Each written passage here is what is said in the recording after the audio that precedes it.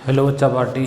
और सब बढ़िया बेटा, सब बढ़िया ही होंगे। तो आज अपन लोगों की मुलाकात काफ़ी लंबे टाइम के बाद हो रही है। 3-4 महीने तो हो गए होंगे। कोई दिक्कत नहीं, फिर से एक बार स्टार्ट करते हैं। मैं बढ़िया हूँ, उम्मीद है आप सब भी अच्छे होंगे हैं। चलिए स्टार्ट करते हैं। आज अपन लोग बात करेंगे बेटा कोऑर्डिनेशन केमिस्ट्री, क्लास 12th का ही टॉपिक है, यूनिट 9 है आपकी।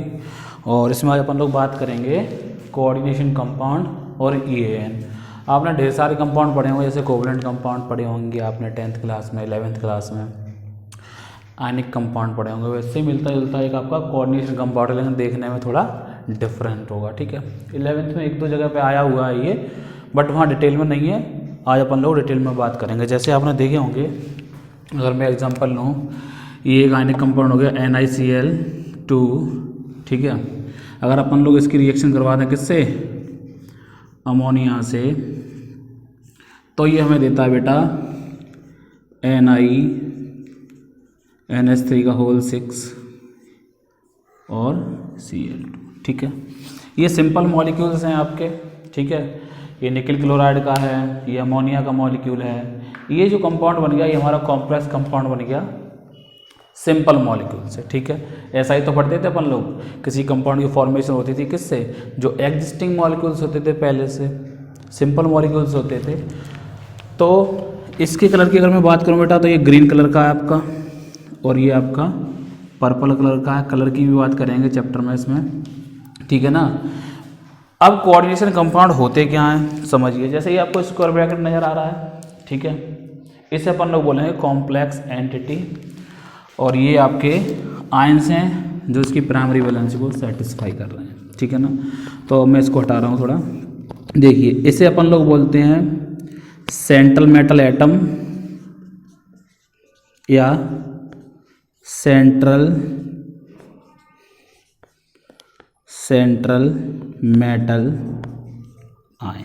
ठीक है, और ये आपके कहलाते हैं लिगेंड्स। क्या कहलाते हैं बेटा, लिगेंड्स। ठीक है ना, ये आपके लिगेंड्स होते हैं और ये आपके सेंट्रल मेटल आयन होते हैं। कभी भी अगर हम इनको डिसॉल्व करें पानी में, तो जो लिगेंड होंगे वो सेंट्रल मेटल आयन को कभी भी छोड़ेंगे नहीं। मीन्स अगर मैं इसको डिसॉल्व करने की बात करूं, NiNH3 Cl2, अगर मैं इसको वाटर में डालूं तो बेटा ये टूटेगा, NiNH3 2 positive plus 2 Cl means 3 ion देगा। बट ये जो आइडेंटिटी है ना, ये जो कॉम्प्लेक्स पार्ट है, ये कभी भी ब्रेक नहीं होगा। ठीक है, ये जो कॉम्प्लेक्स पार्ट है ये इस फॉर्म में, और चाहे इसको डिसॉल्व करने के बाद जो आयंस बन जाए आपके, डिसोसिएट हो जाए, उस फॉर्म में भी ये कभी भी ब्रेक नहीं होगा। मीन्स NH3 और Ni+2 को हम अलग नहीं कर सकते। ठीक है, जैसे कि हम जनरली पढ़ते थे डबल सॉल्ट। अगर मैं बात करूं, ये टर्म एक और है डबल सॉल्ट। अगर अपन लोग इसकी बात करें, जैसे इसमें कॉमन एग्जांपल ले ले रहे, जो आप लोग करते रहते हैं प्रैक्टिकल लैब में खड़े होके।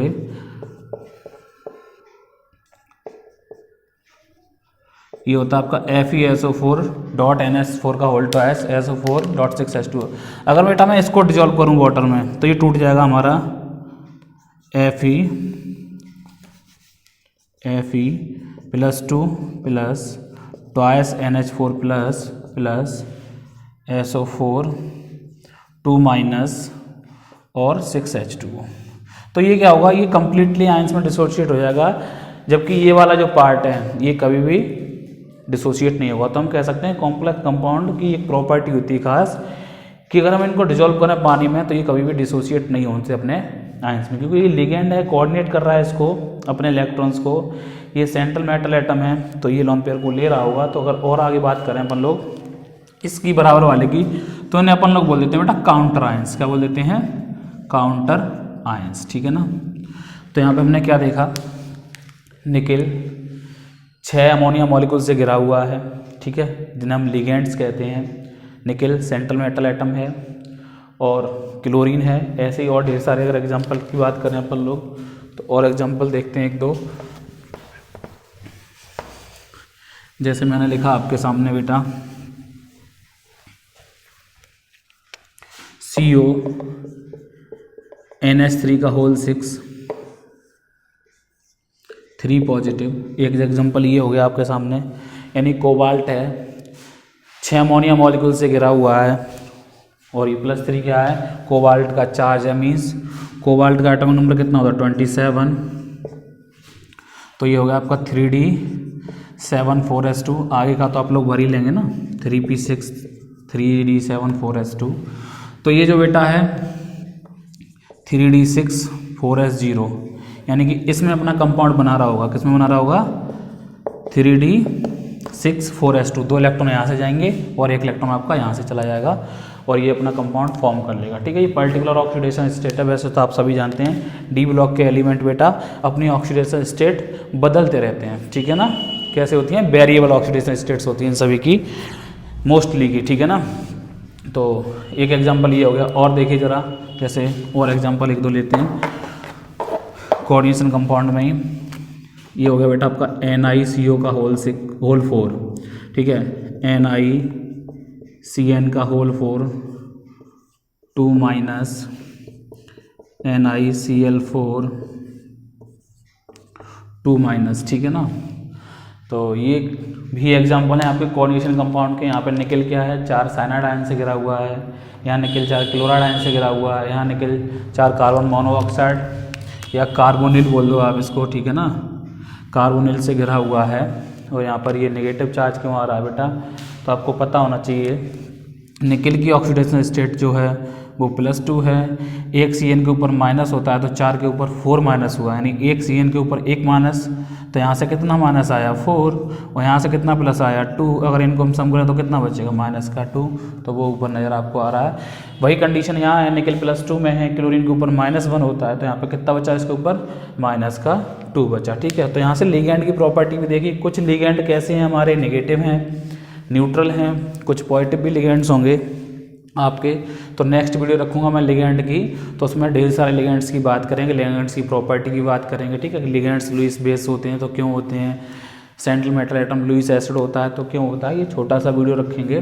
हाँ, अब आपने ये चीज़ देखी, जैसे अगर मैं दिखाऊं तो आपने ये कंपाउंड देख लिया, आपने कभी ये कंपाउंड नहीं देखोगे बेटा बुक्स में। ठीक है, ये कंपाउंड नहीं देखोगे, क्यों नहीं देखेंगे, आगे अपन लोग बात करेंगे इसकी कि ये कंपाउंड क्यों नहीं देखें अपन लोग, अभी समझाऊंगा मैं फिर से।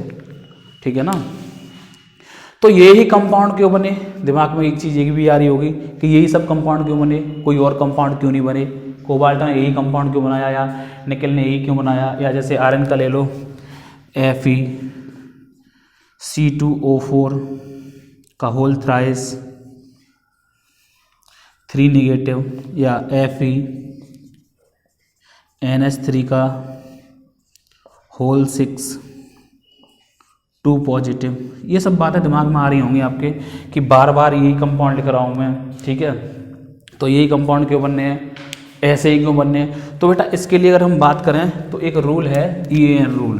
क्या है, EAN रूल, यानी कि इफेक्टिव एटॉमिक नंबर रूल। ठीक है, अब कुछ को एक्सप्लेन करने की कोशिश करेंगे। जैसे ये हो गया, ये बाकी मैं इनको सबको साफ कर रहा हूँ।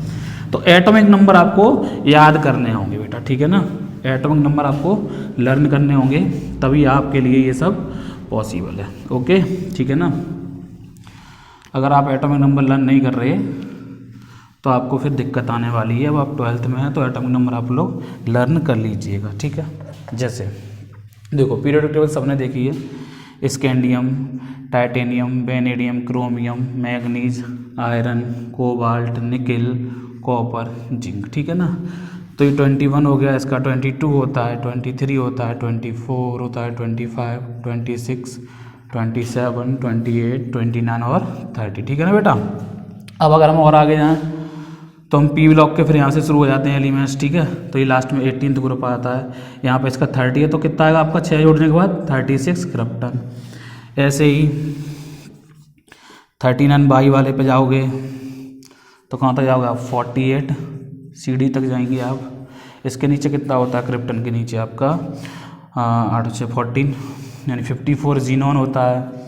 ऐसे ही आप, ये हो गया आपका 3D सीरीज हो गया बेटा, ये आपका 4D हो गया, ऐसी आपकी 5D सीरीज यहाँ से स्टार्ट करोगे आप। ठीक है, और आप कहाँ तक जाएंगे, आप जाएंगे 86 रेडान तक जाएंगे, ठीक है ना।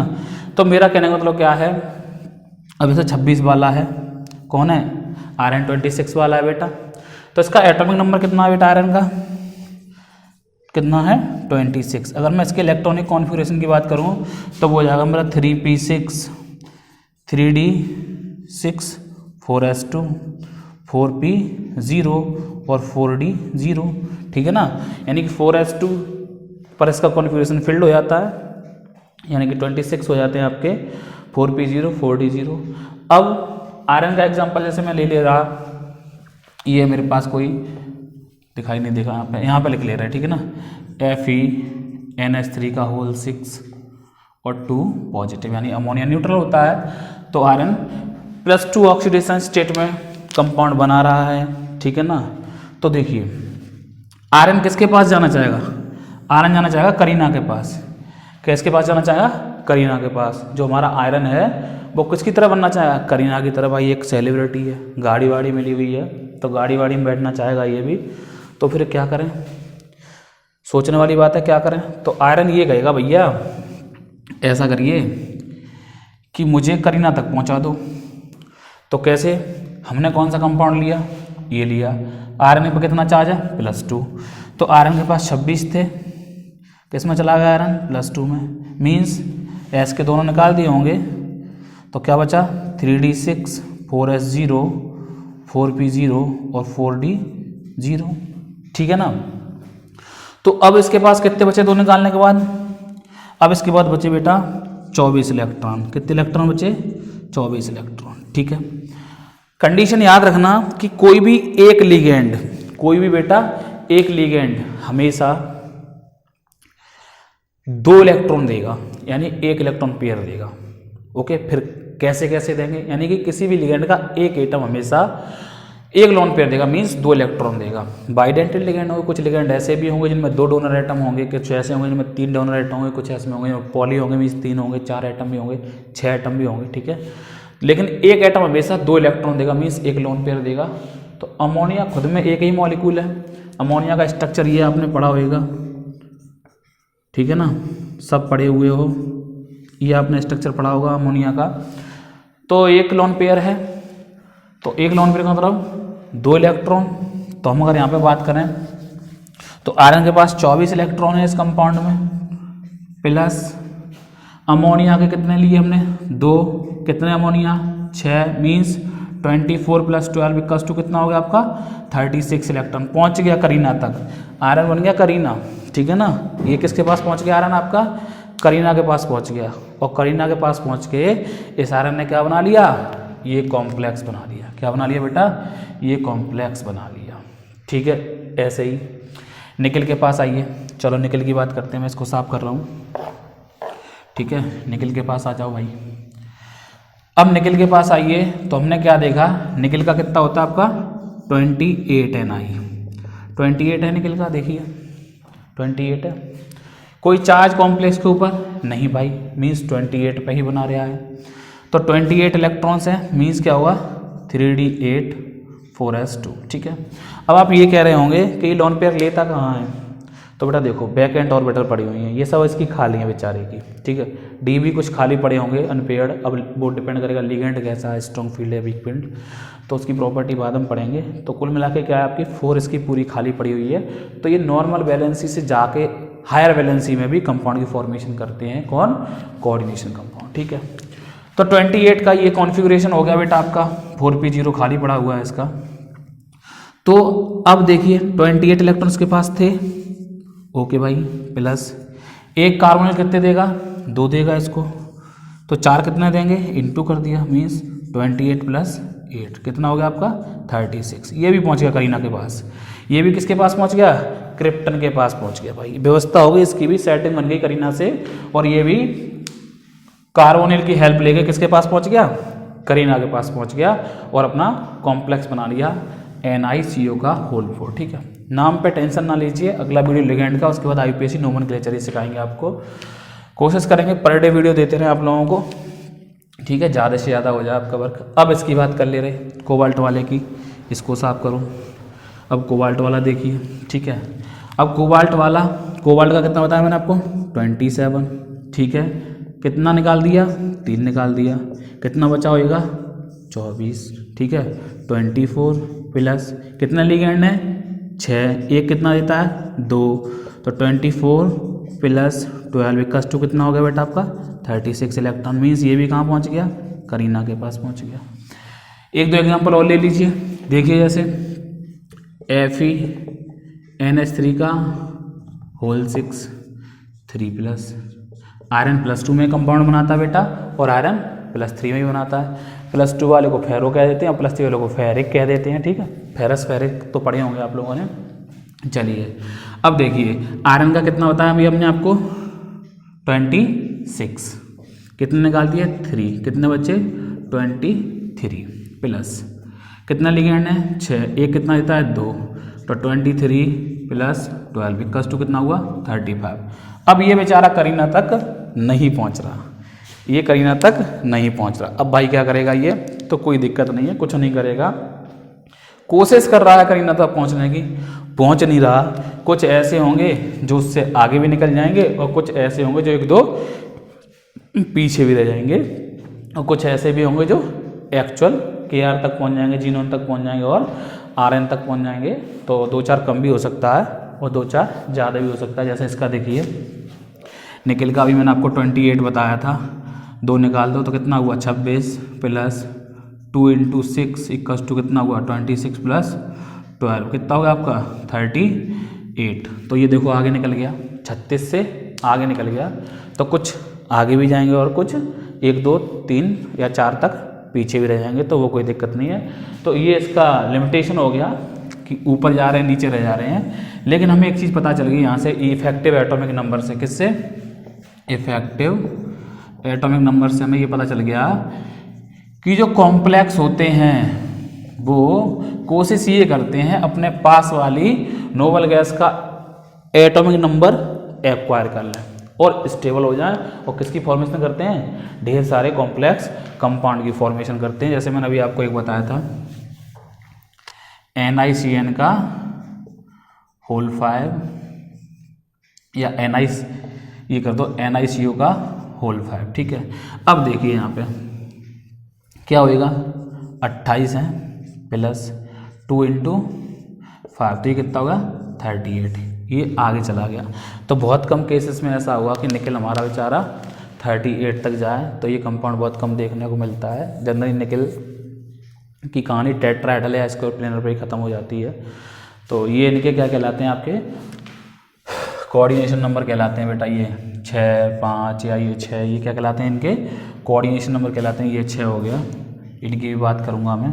ऑफलाइन तो पढ़ा दिया है, ऑनलाइन कोशिश कर रहे हैं जल्दी से जल्दी ख़त्म कर दें, आप लोगों की थोड़ी सी हेल्प हो जाए। टाइम कम रहता है, बड़ी समस्या है सामने है। तो समझ गए होंगे आप लोग, ये इनके कोऑर्डिनेशन नंबर और ये इनको क्या देते हैं, कोऑर्डिनेशन नंबर इनकी ज्योमेट्री देते हैं। जैसे 6 के लिए हमने क्या पढ़ी है केमिकल बॉन्डिंग में ऑक्टाहेड्रल, 4 के लिए क्या पढ़ी है टेट्राहेड्रल। यहाँ पर एक और नहीं आ जाएगी, 4 के लिए क्या आ जाएगी बेटा स्क्वायर प्लेनर। तो इस स्क्वायर प्लेनर पर बात करेंगे, जैसे हम बात करें NiCO का होल 4 हो गया या NiCN का होल 4 2 माइनस हो गया, तो हम कहें ये टेट्राहेड्रल है या स्क्वायर प्लेनर है, ठीक है। तो वैसे तो टेट्राहेड्रल है, लेकिन क्यों है कैसे है, तो ये हाइब्रिडाइजेशन और BBT पर जब बात करेंगे तब पढ़ेंगे। आज के लिए इतना पर्याप्त है। कोऑर्डिनेशन कंपाउंड कौन होते हैं, जिनमें सेंट्रल मेटल एटम चारों तरफ से लिगेंड से घिरा हुआ रहता है, ठीक है। और आयोनाइज करने पर, डिजॉल्व करने पर ये अपने आयंस में नहीं टूटते हैं बेटा, डिजॉल्व करने पर ये डिसोशिएट नहीं होते पूरी तरह से। फिर हमने पढ़ा ये है इफेक्टिव एटॉमिक नंबर रूल। ये क्या कहता है, ये बताता है कोई भी कोऑर्डिनेशन कंपाउंड बनना है तो कैसे बनना है, कितना ज़्यादा या कितना कम या एग्जैक्ट, ठीक है ना। पड़ोस वाले नोबल गैस तक जाना चाहते हैं, 3D वाले करीना तक जाना चाहते हैं, 4D वाले जीनोन तक जाना चाहते हैं और 5D वाले रीना तक जाना चाहते हैं, मीन्स आपके रेडान तक जाना चाहते हैं, ठीक है ना। तो ये पर्याप्त था। अगली क्लास में अपन लोग बात करेंगे लिगेंड की और कॉम्प्लेक्स एंटिटी कैसी हो सकती हैं, कैटायनिक भी हो सकती हैं ये जैसे ये होगी कैटायनिक, ये कहाँ गया, ये हो गई एनायनिक, और ये आपका NiCO भी लिया था एक, जैसे ये रहा NiCO का होल 4, ये न्यूट्रल हो गए। तो ये 3 तरह की कॉम्प्लेक्स एंटिटी होती है, यानी कॉम्प्लेक्स पार्ट होते हैं। कॉम्प्लेक्स पार्ट में 2 चीज़ें होती हैं आपकी, लिगैंड और सेंट्रल मेटल एटम होता है जो लिगैंड से घिरा रहता है, और लिगैंड्स की जो संख्या होती है वो हमें ज्योमेट्री देती है। जैसे 6 के लिए हम जानते हैं ऑक्टाहेड्रल, 4 के लिए टेट्राहेड्रल या स्क्वायर प्लेनर, जो हमने पहले पढ़े हुए हैं, वही सब यहाँ पर पढ़ना है। हाइब्रिडाइजेशन निकालना है अपन लोगों को, तो ढेर सारी बातें करनी है, परेशान होने की ज़रूरत नहीं है। वीडियो को बार बार देखिएगा, पीछे करिएगा, आपके हाथ में फ़ोन है, आप जितना चाहें उतना पीछे कर सकते हैं, और समझ समझ के चलते रहिए, ठीक है ना। परेशानी से काम नहीं चलने वाला, लोड लेना नहीं है, हंसते हंसते पढ़ाई करिएगा। मिलते हैं नेक्स्ट वीडियो में, तब तक के लिए बाय।